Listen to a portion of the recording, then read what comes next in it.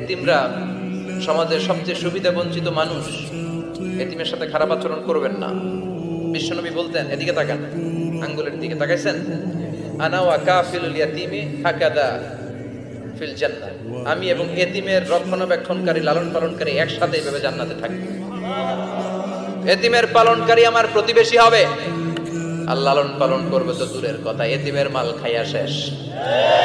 আসলে নাই, ইন্নাল্লাযীনা ইয়াকুলুনা আমওয়ালাল ইয়াতামা যুলমান ইন্নামা ইয়াকুলুনা ফি বুতুনিহিম নারা ওয়া সায়াসলাউনা সাঈরা। তুই এতিমের মাল খাস, তুই এতিমের সম্পদ খাস নাই, তুই জাহান্নামের আগুন পেটে ঢুকিয়েছিস।